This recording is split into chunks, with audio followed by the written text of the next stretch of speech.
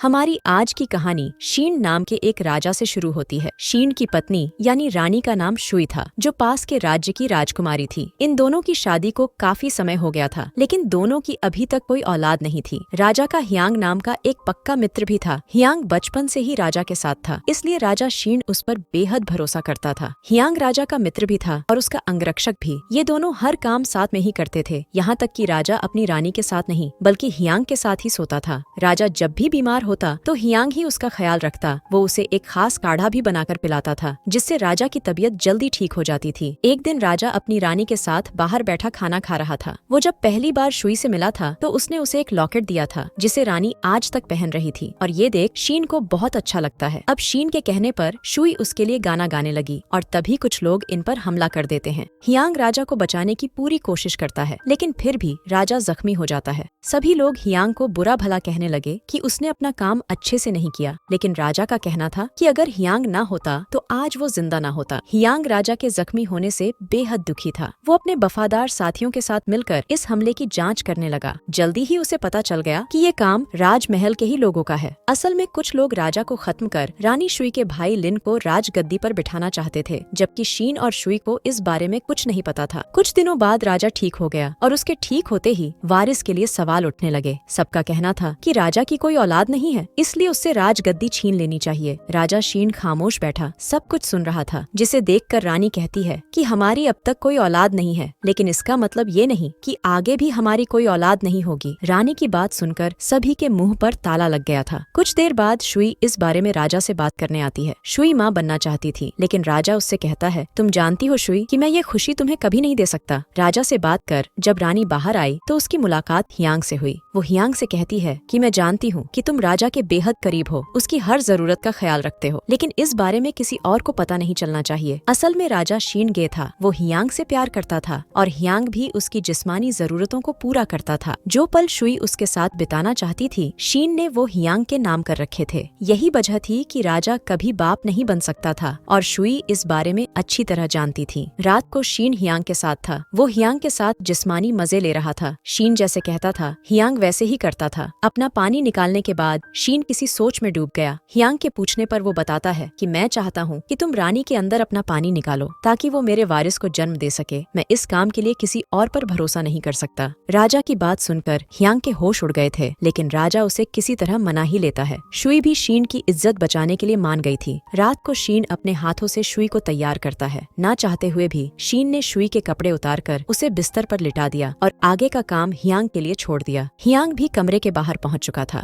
जिसके बाद राजा कमरे के बाहर आ गया और हियांग कमरे के अंदर। हियांग शुई के साथ उसके बिस्तर पर था। शुई और हियांग की आंखें नम थीं, लेकिन फिर भी वो शीन के लिए संबंध बनाने की कोशिश करने लगे। हियांग शुई के करीब जाने की कोशिश तो करता है, लेकिन सफल नहीं हो पाता। अगले दिन फिर इन्हें यही करना था। आज जैसे ही हियांग ने शुई को छुआ तो शुई की चीख निकल गई, जिसे बाहर बैठा शीन सुन लेता है। उसे हियांग पर पूरा भरोसा था, लेकिन वो आज भी कुछ खास नहीं कर पाया था। अगले दिन शीन हियांग को समझाता है, जिसके बाद हियांग भी उसे निराश न करने का वादा करता है, और आखिरकार हियांग शुई के साथ संबंध बनाने में कामयाब हो ही गया। दोनों की गर्म आवाजें शीन के कानों तक पहुंचने लगी थीं। वो छुपकर उन्हें देखने लगा और हियांग को शुई के साथ पानी निकालते देख उसे जलन सी होने लगी। असल में वो हियांग से बेहद प्यार करता था, इसलिए वो उसे किसी और के साथ नहीं देख सकता था। शुई को पहली बार किसी आदमी ने छुआ था, जिसका एहसास वो भुला नहीं पा रही थी। जबकि हियांग काम का बहाना बनाकर दूसरे शहर चला गया। हियांग को भी रानी का साथ अच्छा लगा था। उसे बार बार उसके साथ बिताए पल याद आ रहे थे। एक दिन बाजार में घूमते घूमते वो रानी के लिए बिल्कुल वैसा ही लॉकेट खरीदता है जैसा शीन ने रानी को दिया था, क्योंकि जब शीन पर हमला हुआ था तो शुई का वो लॉकेट टूट गया था। जब वो कई दिनों तक महल नहीं लौटता तो राजा को उसकी चिंता होने लगी। वो भेष बदलकर उससे मिलने पहुंच गया और हियांग को सही सलामत देखकर राजा को राहत की सांस आती है। दोनों रात को साथ ही सोते हैं और फिर एक दूसरे का पानी भी निकालते हैं। कुछ दिनों बाद रानी शुई की तबीयत बिगड़ गई। शीन को लगा कि वो माँ बनने वाली है, लेकिन ऐसी कोई बात नहीं थी। राजा वैद्य से कहता है कि रानी को हियांग का बनाया काढ़ा पिलाया जाए, लेकिन वैद्य बताता है कि हियांग पहले ही रानी को वो काढ़ा पिला चुका है। ये सुनकर शीन हैरान हो गया। उसे यकीन ही नहीं हो रहा था कि हियांग उसे बिना बताए रानी से मिला है। सोने से पहले वो हियांग से बात करता है। वो सच जानना चाहता था, लेकिन हियांग उसे कुछ नहीं बताता। अगले दिन राजा शीन, शुई और हियांग से बात करता है। शुई अभी तक पूरी तरह ठीक नहीं हुई थी, इसलिए वो इन दोनों को दूर रहने को कहता है। दोनों ने शीन की बात मान तो ली थी, लेकिन उनकी आंखें कुछ और ही कह रही थीं। नहीं, हियांग रानी को तोहफे में लॉकेट भी देता है, जिसे देखकर रानी खुश हो गई। शुई को जो उम्मीद राजा से थी वो हियांग पूरी कर रहा था, इसलिए उसे हियांग से लगाव सा होने लगा था। रात को महल में फंक्शन था। राजा शीन गाना गा रहा था, जिसका रानी समेत सभी लोग खूब आनंद ले रहे थे। शीन गाने में व्यस्त था और इसी बीच शुई बाथरूम जाने को कहकर वहाँ से चली जाती है और तभी उसकी खास दासी हियांग के पास आकर उसे लाइब्रेरी में जाने को कहती है। जब वो लाइब्रेरी में पहुंचा तो वहाँ उसे रानी मिलती है, जो उसी का इंतजार कर रही थी। शुई को हियांग और उसका पानी निकालने का अंदाज अच्छा लगा था। वो उसके साथ फिर से पानी निकालना चाहती थी। हियांग को भी शुई का साथ अच्छा लगा था। बाहर सभी लोग नाच गाने का मजा ले रहे थे, जबकि यहाँ ये दोनों एक दूसरे का। कुछ दिनों बाद रानी का भाई लिन शीन से मिलने आता है। वो कुछ दिनों के लिए शुई को अपने साथ ले जाना चाहता था और शीन उसे इसकी आज्ञा दे देता है। अब शुई कई दिनों के लिए बाहर जाने वाली थी, इसलिए वो छुपकर हियांग से मिलने आती है। शुई ने उसके लिए अपने हाथों से खाना बनाया था। दोनों एक दूसरे से प्यार करने लगे थे, लेकिन एक दूसरे को बता नहीं सकते थे। अगले दिन शीन हियांग के लिए एक घोड़ा खरीदता है। वो बहुत देर तक उसका इंतजार करता है, लेकिन हियांग नहीं आता, क्योंकि वो तो इस समय रानी शुई के साथ उसके मायके में था। देर रात को जब वो वापस आया तो शीन के पूछने पर वो उससे झूठ बोलता है कि मैं लाइब्रेरी में किताबें पढ़ रहा था। शीन जानता था कि हियांग झूठ बोल रहा है, लेकिन वो उससे कुछ नहीं कहता। कुछ दिनों बाद जब हियांग और शीन खाना खा रहे थे तो एक सिपाही आकर राजा को बताता है कि आपको मारने की कोशिश आपके हरामखोर मंत्रियों ने की थी। वो साले आपको खत्म कर आपके साले लिन को राजा बनाना चाहते हैं। ये सुनकर शीन को बेहद गुस्सा आता है। उसने सभी को मारने का फैसला कर लिया था। राजा ने जल्दी ही सभी को खाने के बहाने इकट्ठा कर लिया, जिसके बाद सभी के सिर काट दिए गए। लिन को मारने की जिम्मेदारी उसने हियांग को दी थी, लेकिन किसी और ने ही लिन का सिर काटकर शीन के आगे पेश कर दिया। रानी शुई भी महल में वापस आ गई थी। शीन को हियांग और शुई के बारे में सब कुछ पता चल चुका था।